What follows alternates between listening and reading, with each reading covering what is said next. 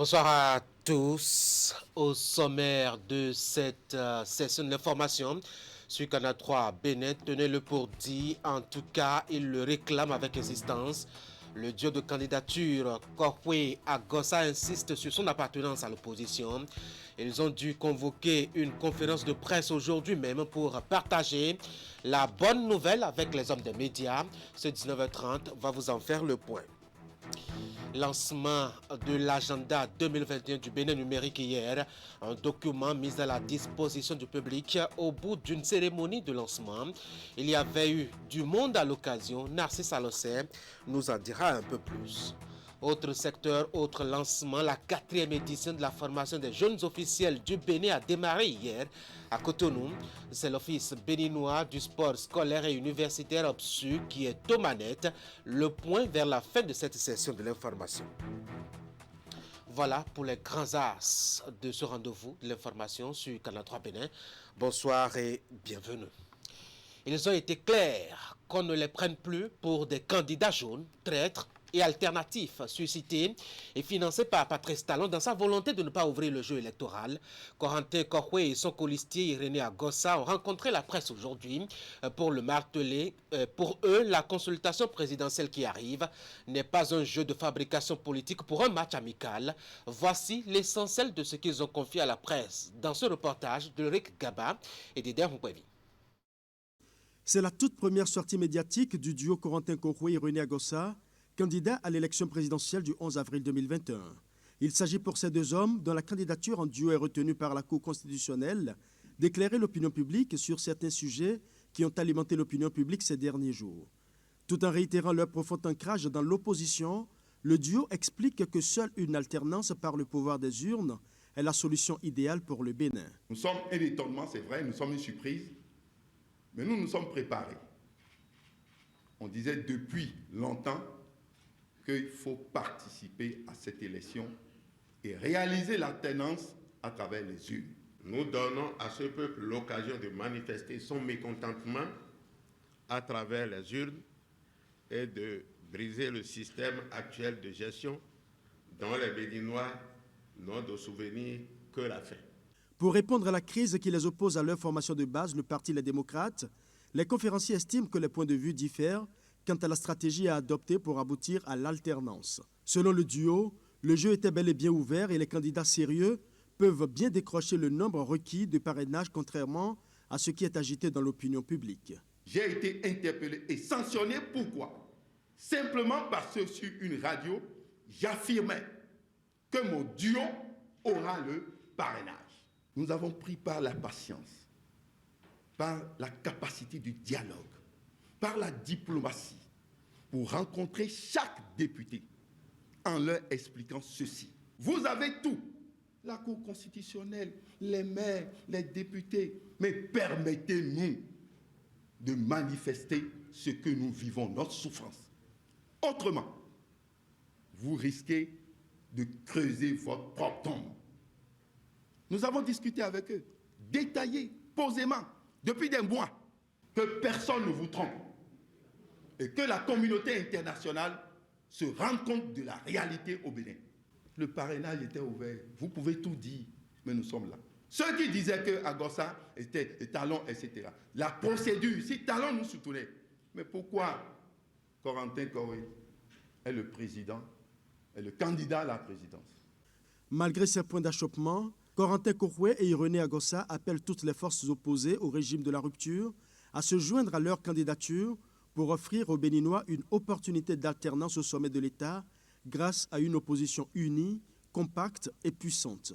Nous disons à cet instant même à nos camarades, ainsi qu'à toutes les forces réellement opposées au président Patrice Talon, que la candidature de notre duo est leur candidature.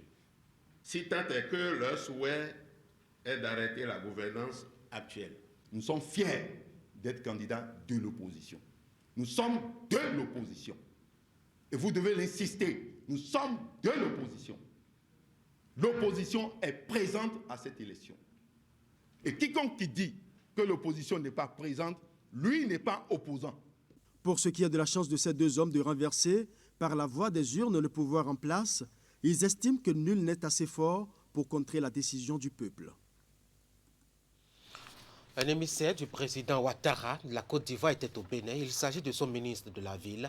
Albert Amichia était allé voir Patrice Talon au nom de son chef pour négocier la voix du Bénin au profit du candidat ivoirien à l'élection au poste de président de la Confédération africaine de football. L'émissaire est sorti de l'audience qu'il a eue avec le chef de l'État béninois, tout satisfait. On va le suivre ici. Je suis porteur d'un message de son Excellence le Président de la République du Côte d'Ivoire, M. Alassane Ouattara, à son ami et frère, le Président de la République du Bénin, son Excellence Patrice Talon. L'actualité sportive du moment, tout le monde la connaît, c'est la prochaine élection du Président de la Confédération africaine de football. L'Afrique de l'Ouest espère conquérir la présidence de cette grande institution du football africain et espère aller de manière unie. Et nous connaissons tous la passion du président Patrice Talon pour le football, sa connaissance du milieu du football africain. Son aîné, le président Alassane Ouattara, nous a dépêchés auprès de lui pour prendre des conseils et ses recommandations afin que l'Afrique de l'Ouest parte solidaire, unie à cette élection. Je dois affirmer que j'ai été agréablement surpris par la connaissance du monde du football par le président Patrice Talon. Il nous a développé la politique qu'il est en train de mettre en œuvre ici et il nous a fait part de recommandations que nous allons traduire à notre ministre des Sports, à notre Premier ministre et au président Alassane Ouattara afin que le 12 mars soit une date historique pour le football ouest-africain. J'ai l'avantage d'être en même temps maire d'une commune d'Abidjan, la commune de Trècheville, où réside une forte communauté béninoise. Cette communauté est parfaitement intégrée. Je ne sais pas s'ils apprécieraient que je dise la communauté béninoise, parce que c'est une communauté trèchevilloise. Ce sont des Ivoiros béninois, et nous vivons en parfaite harmonie, et c'est ce qui traduit l'excellence des relations entre le Bénin et la Côte d'Ivoire. Toutes nos excuses pour la qualité sonore de cet élément. Élection au Niger à présent. On connaît déjà le vainqueur du deuxième tour de la consultation du dimanche dernier. C'est bien Mohamed Bazoum, candidat du parti au pouvoir, et la CEDEAO qui était présente sur le sol nigérien à travers des centaines d'observateurs, a donné son avis sur le déroulement du scrutin. C'est une déclaration qualifiée de préliminaire qui rend compte des observations faites par la mission pendant le vote. En voici ici un extrait sélectionné par Idriss Boukari et Elvis Tonoukouen. Une déclaration précédée des mots de remerciement et de clarification du général Francis Bianzin, commissaire aux affaires politiques et paix, sécurité de la CEDEAO.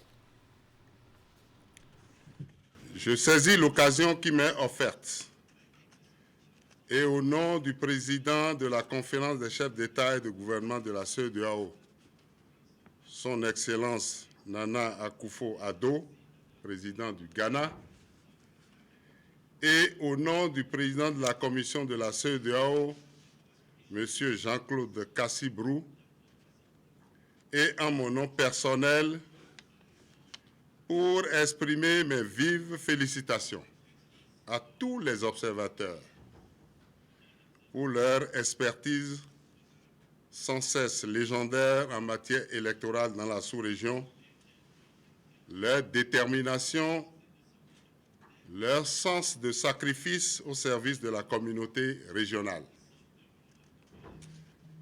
Rassurez-vous, ce que vous faites et les risques que vous prenez pour le faire n'ont aucun prix. Mesdames et messieurs, je me dois, dans une approche pédagogique, de faire quelques clarifications pour lever des équivoques. En effet, la mission d'observation de la CEDEAO, comme les autres missions d'observation, ne sont pas des missions d'organisation des élections, puisqu'il n'aura échappé à personne que l'organisation des élections dans notre sous-région incombe aux organes institutionnels que sont les commissions électorales nationales autonomes ou indépendante. La mission d'observation de la CEDEAO n'est pas une mission de validation des élections. Validation qui relève, comme vous pourriez vous en douter, des organes constitutionnels de nos États, notamment la Cour constitutionnelle ou le Conseil constitutionnel ou la Cour suprême dans les États anglophones. Ce cap d'élection présidentielle passé, le Niger aura donné une éloquente leçon de démocratie apaisée et d'alternance dans la sous-région, en dépit des conditions d'insécurité qui prévalent dans le pays, dues au terrorisme sous toutes ses formes et auxquelles est venue s'ajouter la COVID-19. Preliminary conclusions. Based on the analysis of the reports submitted by the observers, Conclusion préliminaire sur la base de l'analyse des rapports soumis par les observateurs qui ont été déployés sur le terrain, la mission d'observation électorale de la CEDEAO a tiré les conclusions préliminaires suivantes. Les préparatifs du second tour de l'élection présidentielle du 21 février 2021, la campagne électorale, le déroulement du vote le jour du scrutin ainsi que le dépouillement et la comptabilisation des bulletins de vote se sont généralement déroulés dans une atmosphère apaisée. The electoral officers and security agents. Les agents électoraux et les agents de sécurité ont fait preuve de professionnalisme dans la conduite des opérations le jour du scrutin.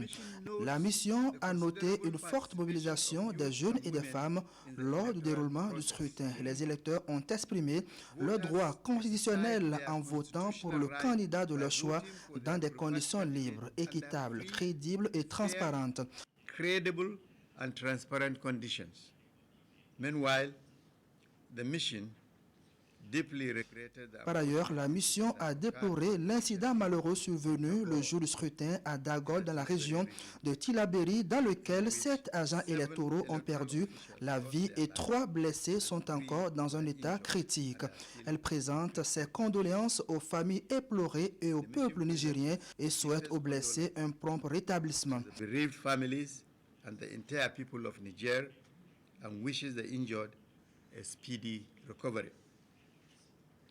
The ECOWAS Electoral Observation Mission commends the efforts made by the La mission d'observation électorale de la CEDEAO se réjouit des efforts fournis par les autorités nigériennes, les structures en charge de l'organisation des élections, les partenaires au développement et les autres missions internationales pour avoir travaillé à la tenue du scrutin du 21 février 2021.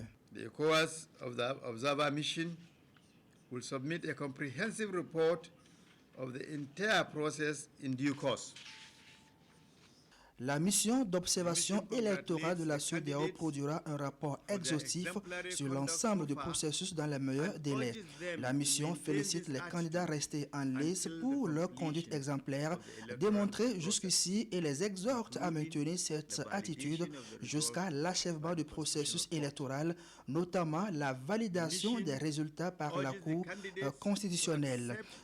La mission exhorte les candidats à accepter la volonté du peuple et, en cas de désaccord avec les résultats publiés par la CENI, à recourir exclusivement aux voies légales par la saisine des juridictions compétentes pour obtenir réparation conformément à la Constitution et aux lois en vigueur en République du Niger. La mission exprime sa gratitude au gouvernement et au peuple nigérien ainsi qu'aux organes de sécurité pour avoir créé un environnement favorable au bon déroulement du processus électoral en général.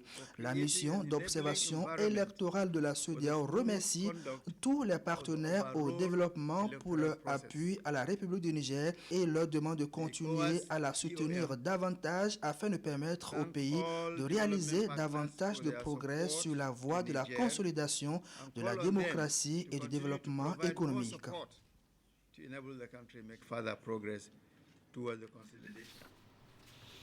Voilà, et toujours à propos de cette élection au Niger, j'avais commencé à le dire. Dès le début, on connaît désormais le vainqueur, tel que proclamé par la commission électorale. Il s'agit de Mohamed Bazoum, candidat du parti au pouvoir. Il a recueilli, selon la commission, 55,75% des voix face à son adversaire Mohamed Ousmane. Des chiffres et résultats contestés d'ores et déjà par l'opposition.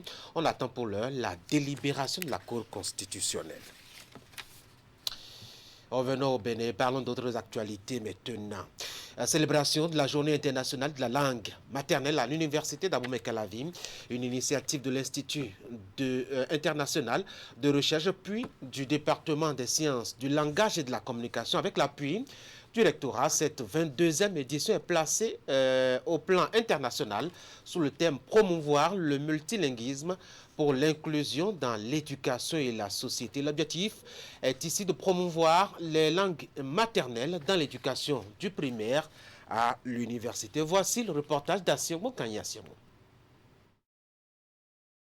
Ce mini-colloque international, organisé par l'Institut international de recherche et de la formation, accorde une place de choix à la langue maternelle. Il s'est tenu à cette 22e édition de la célébration internationale de la langue maternelle le mardi 23 février. Et à l'université d'Abomey-Calavi où se sont réunis enseignants, chercheurs et étudiants, dans le cadre de cette commémoration, la langue maternelle est pour tous un outil indispensable. Il est de notoriété publique que la langue est un facteur important de développement socio-culturel et économique. Cette 22e célébration porte un cachet spécial. Ce cachet spécial réside dans l'initiative prise par l'Institut international de recherche et de la formation et qui est bel et bien soutenue par le recteur de l'université d'Abomey-Calavi et le doyen de la faculté. Plusieurs communications ont été présentées telles que « Ma langue maternelle, mon pouvoir premier », les langues nationales comme vecteur de corruption au Bénin, cas du Fongbe, promotion des langues africaines, le 10e obstacle. Fortement impliquée dans la présente organisation, la faculté des lettres, langues, arts et communication n'a pas manqué de faire d'importantes propositions. Pour peu que l'on s'y exerce, il y a des possibilités, n'est-ce pas, de rendre encore beaucoup plus visibles nos langues que le statut que nous leur imprimons actuellement à l'échelle nationale. Il est temps que le soleil se lève à présent sur la pertinence de nos langues nationales, qu'elles soient très nombreuses ou non. Je voudrais que pour l'édition prochaine, l'entièreté de la cérémonie soit d'abord en une langue de chez nous et que la traduction soit faite à côté en français. Il était également question au cours du mini-colloque de l'utilité des panégyriques claniques dans les sociétés africaines, cas des Ahwandigo, Adigoto, Brafo, de l'expression du datif au sein des communautés adiafon du Bénin, aspects et fondements sociaux didactiques. La fondation Malta Prox International accompagne le gouvernement béninois dans son souci de doter les formations sanitaires d'équipements de dernière génération. Plusieurs matériels roulants sont ainsi mis à sa disposition afin de permettre à la population de jouir d'une bonne prise en charge dans les hôpitaux béninois. La cérémonie de remise a eu lieu hier à Cotonou. Voici le point de Teddy Goudalo présenté par Assiro Kanyassiro. Des matériels roulants au profit des formations sanitaires du Bénin. Un don de la Fondation Malta Prox International de l'Ordre souverain de Saint-Jean de Jérusalem, chevalier de Malte, pour accompagner le gouvernement dans sa volonté de renforcement des plateaux techniques et d'équipement des différents hôpitaux. La présente rencontre symbolise la remise officielle des matériels aux autorités concernées. Ce don est composé, entre autres, de 50 lits, 50 matelas, 115 fauteuils roulants, 12 déambuleurs avec pot, 10 déambuleurs à 2 roues et 2 déambuleurs à 4 roues. Au nom donc, du ministre des Affaires étrangères et de la Coopération, je voudrais remercier les hautes autorités de la KM-FAP, son représentant spécial à Cotonou, pour ce geste habituel, mais très amical. La Fondation Malta Prox International de l'Ordre souverain de Saint-Jean de Jérusalem, chevalier de Malte, n'est pas son premier geste. En témoigne son soutien à l'État lors de l'avènement de la Covid-19 avec de matériels médicaux qui aujourd'hui, selon le représentant du ministre de la Santé, facilitent la bonne prise en charge des cas enregistrés au Bénin. Ce don de mobilier hospitalier vient démontrer la bonne santé des relations qui lient les deux parties. Nous nous sommes donnés pour mission d'accompagner les multiples efforts que déploie actuellement le gouvernement du Bénin dans le renforcement du plateau technique médical et l'équipement des formations sanitaires. C'est pour ça que nos actions sont vraiment orientées dans ce sens. Notre volonté, c'est de devenir l'un des meilleurs partenaires du Bénin en la matière. D'ores et déjà, soyez rassurés que les équipements que vous nous offrez aujourd'hui seront déployés très rapidement dans nos fonctions sanitaires et qu'on en fera un très bon usage. Bien d'autres actions s'annoncent dans les jours à venir en vue de permettre à la population de jouir d'une prise en charge sanitaire adéquate. Malta Prox International a en effet pour vocation d'offrir un accès équitable aux services et aux soins de santé pour tous. L'agenda numérique 2021 du Bénin est désormais disponible. Le document de référence en la matière dorénavant a été lancé et présenté au public hier à Cotonou. C'était au cours d'une cérémonie officielle. En voici le résumé dans ce reportage signé Narcisse Alossé. Pour le secteur du numérique. Et de deux pour le ministère du numérique et de la digitalisation qui sort la boussole devant guider ce secteur au cours de cette année 2021. Il s'agit de l'agenda numérique 2021 dont l'autorité en charge du domaine, assistée pour la circonstance de deux de ses collègues, lève ici un coin de voile sur quelques grandes lignes. La zone économique spéciale de Glodjigbe, dont vous avez entendu parler ces derniers jours, nous allons travailler cette année à ce que la connectivité de cette zone économique spéciale soit réalisée. Nous avons, dans le cadre de ce qui a été fait en 2020, connecté 10 sites universitaires publics et il nous en reste 12. Donc, cette année, nous allons nous assurer d'une connectivité haut débit au niveau de ces 12 sites universitaires restants et asseoir également la stratégie qu'il faut pour intégrer les établissements privés. Nous allons également passer au déploiement de points d'accès, donc les hotspots Wi-Fi, dans certaines zones à forte fréquentation dans les communes. En plus de ces actions, l'agenda numérique 2021 prévoit entre autres l'extension du haut et très haut débit, la poursuite et l'accélération de la dématérialisation des formalités d'obtention des pièces administratives, la poursuite du fonctionnement du fonds d'appui à l'entrepreneuriat numérique et le renforcement de la sécurité et de la confiance numérique. L'agenda qui a été déroulé sous vos yeux est le témoignage de la détermination du président Patrice Talon, de son gouvernement, à refermer la fracture numérique et surtout à rattraper le retard considérable que notre continent connaît, que notre pays connaît. C'est en cela que je voudrais féliciter ma collègue et lui dire qu'elle a contribué grandement à maintenir notre drapeau dans les instances internationales qu'il faut. Elle a contribué à maintenir la présence du Bénin dans le monde. Avant le lancement officiel de ce nouvel agenda, la ministre du Numérique et de la Digitalisation a fait le bilan de mise en œuvre de celui de 2020. Il ressort de ce bilan que plus de la moitié des activités qui y sont inscrites ont été réalisées. Pour des observateurs bien avertis, c'est un symbole de l'engagement et de la détermination des gouvernants actuels à réussir la révolution numérique amorcée depuis peu.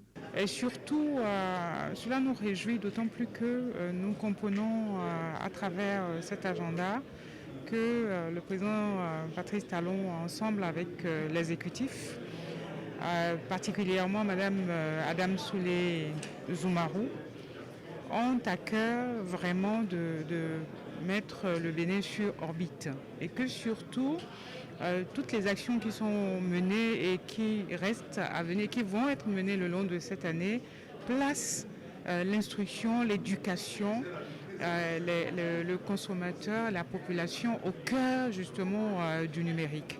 L'aventure de cet agenda numérique a commencé en 2020 avec une série d'actions prévues pour être réalisées dans le domaine. Aujourd'hui, les résultats affichent une réussite au-delà des attentes et la mise en œuvre de celui de 2021 augure d'une avancée pour le Bénin dans sa révolution numérique. Je vous présente maintenant ce triste bilan d'un accident survenu à Boïcon. 5 blessés graves, dont un enfant à bas âge et 2 femmes enceintes. C'est justement le bilan qu'il faut retenir d'un accident de circulation intervenu hier au carrefour d'Ako, c'est quelque part dans la ville Carrefour à Boïcon. Le conducteur du camion chargé de balles de coton a perdu le contrôle de son véhicule en voulant négocier le sens giratoire. Dans sa folle course, le véhicule s'est retrouvé dans le décor. Voici le petit point que nous a fait ici par Imet Hélène Amsou. Un énième cas d'accident qui vient une fois encore rappeler le sempiternel problème d'insécurité sur les axes routiers. Tombé à la renverse ici au carrefour d'Ako à Boïcon, ce camion gros porteur, selon les recoupements faits sur place, n'a pas pu bien négocier le giratoire de ce carrefour. Immatriculé AR 5780RB, il était chargé de balles de coton et roulait à vive allure. Résultat, le véhicule dans ses errements s'est retrouvé dans le décor. Je suis en ville quand on m'a téléphoné que c'est ainsi qu'il y a un renversement d'un camion portant des balles. Rapidement, je suis arrivé. On a évacué 5 personnes à Goro. Mais pour le moment, ça va pour la santé.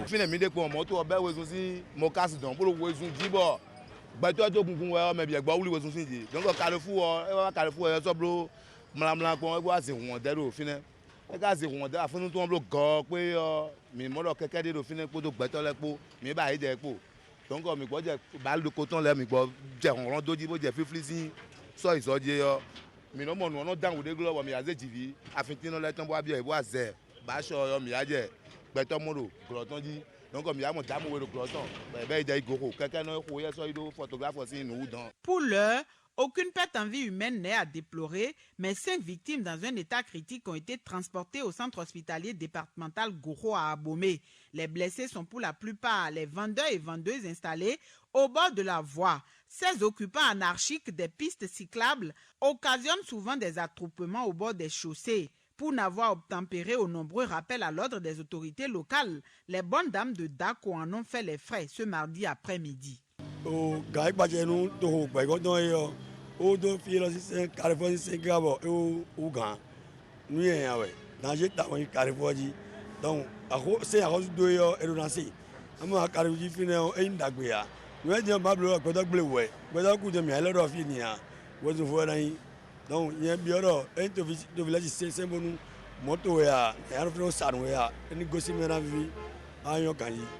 Depuis lors, on les avertit de faire tout possible pour être hors du goudron. Et de temps en temps, et de deux, notre maire aussi en a parlé de ça. Plusieurs, elle n'a pas voulu exécuter. Mais pour le moment maintenant, et pour cette fois-ci, on va les exhorter de rester à l'écart. Parmi les accidentés conduits immédiatement à l'hôpital se trouvaient 2 femmes enceintes ainsi qu'un enfant en bas âge dont l'un des pieds a été complètement écrasé. Rappelons qu'après l'incident, le conducteur du gros porteur est allé trouver refuge au commissariat central de Boïcon puisque pris en charge par les populations. Voilà pour ce malheureux accident. L'Office béninois du sport scolaire et universitaire vient de lancer la 4e édition de la formation des jeunes officiels du Bénin. Il s'agit de son initiative pour permettre aux jeunes aspirants au métier de sport de recevoir très tôt des formations adéquates. Le lancement officiel de cette édition s'est déroulé hier même à Cotonou. Voici le point avec Ali Moumouni et Moufid Sabo. C'est ici au Collège d'enseignement général de Sainte-Rita de Cotonou que se tient la formation des jeunes officiels pour le compte du département du Littoral. La 4e édition de cette initiative de l'Office béninois du sport scolaire et universitaire OPSU a démarré le mardi 23 février 2021 dans tous les départements du Bénin. Et ils sont des milliers de jeunes aspirants au métier de sport à participer à ce programme sur toute l'étendue du territoire national. Pour le gouvernement du président Patrice Talon, vous êtes des pièces précieuses qui, d'ici quelques mois, seront au cœur de l'activité sportive de notre pays. Et comme vous l'avez constaté, le gouvernement a cessé de faire les choses au pifomètre. Et ce programme a prévu une formation en bonne et due forme afin que vous puissiez être des talents dans les différentes disciplines que vous aurez à embrasser. Le programme dont il est ici question prend en compte les métiers d'entraîneur, d'arbitre, de secouriste et de reporter sportif. Pour cette 4e édition, la formation s'étale sur 4 jours et sera couronnée d'une session d'évaluation. Vous aurez des évaluations et de ces évaluations sortiront des jeunes qu'on va envoyer sur des compétitions au plan international. Non seulement le challenge jeune officiel, mais également pour arbitrer, pour officier au niveau des compétitions africaines et internationales. Plusieurs personnalités impliquées dans la pratique du sport à la base ont pris part à cette cérémonie officielle de lancement de la formation des jeunes officiels du Bénin. Parmi eux, l'ancien arbitre international Bonaventure Kofi Kodja et l'ancien capitaine des écureuils Jean-Marc Adjovi Bokor, dont les exemples sont cités aux bénéficiaires du programme. Je veux compter sur vous, surtout ceux qui ont eu la chance de participer à plusieurs éditions qui prendront leur certificat aujourd'hui, de passer le mot aux nouveaux venus afin que le littoral prenne le lead dans ce programme. À la fin de cette édition, les anciens participants à la formation des jeunes officiels du Bénin rentreront avec leurs attestations. Quant aux nouveaux, ils sont appelés à poursuivre la formation l'année prochaine. Une note de culture pour finir. Cela fait 20 ans cette année que l'artiste de la musique traditionnelle Gandjegbe Piti fait sa carrière dans ce milieu. L'artiste de la culture Kouela a décidé ainsi de célébrer ce parcours. C'était ce week-end et l'apothéose c'était précisément dimanche où la fête a battu son plein à Gatogbo précisément. Voici le point. Les enfants, je vais vous montrer un grand artiste, un grand chanteur, un super chanteur. Moi, dans ma voiture, quand j'ouvre la radio, on commence par chanter et c'est que oui, c'est que je recoupe. Mais quand j'entends titingogo, titingogo, titingogo, titingogo, c'est ça. Cet artiste musicien, dont les mérites sont ici vantés par le père Claude Michipé, le voici. Il est connu sous le nom de Gandjegbe Likwiti. Il répond à l'état civil au nom d'Alain Golé.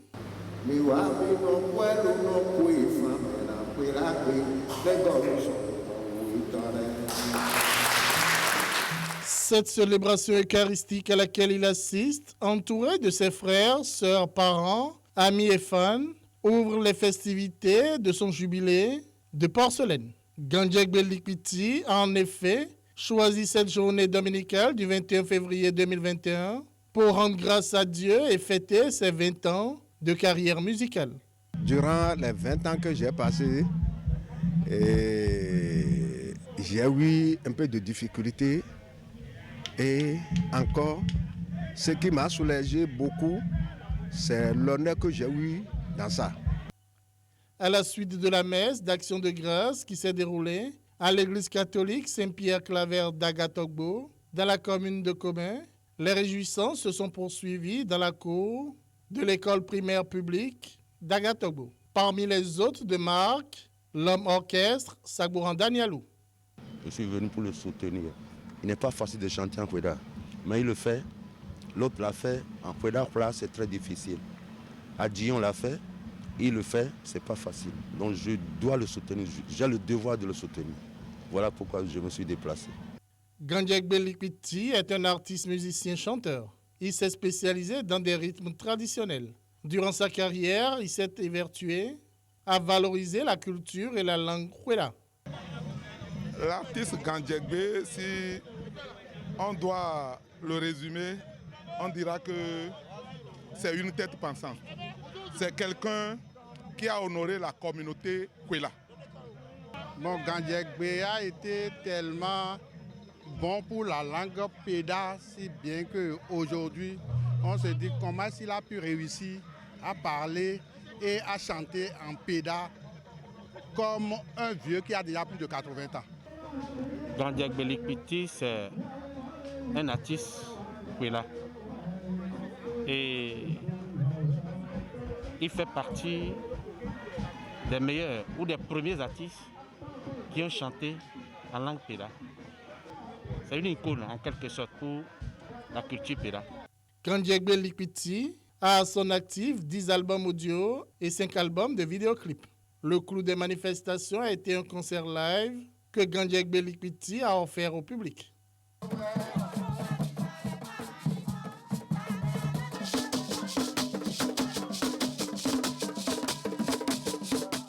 Les jeunes qui sont en train de venir me sollicitent, je pense souvent comment faire pour pouvoir les réaliser. Comment faire pour créer des studios dans la localité, c'est mon souci ça. Sur la scène ont également défilé d'autres vedettes béninoises. Des frères Guédengue Junior, en passant par Norbert K, le public a pu passer un bel après-midi.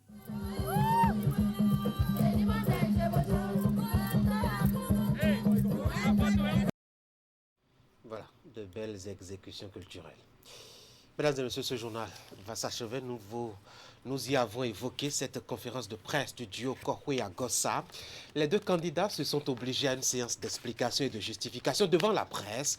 L'opinion n'arrête pas d'insister qu'ils sont une alternative suscitée par Patrice Talon pour un match amical à la présidentielle. Vous les avez entendus, il n'en est rien. Se sont-ils défendus?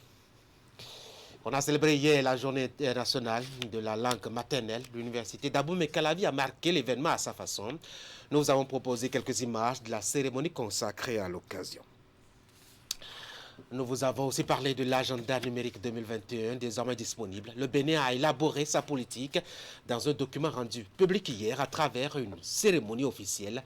Il y avait eu des acteurs intéressés par la question du numérique qui étaient présents à ce rendez-vous-là. Voilà, c'est la fin de ce journal. Merci d'avoir été là. Bonsoir.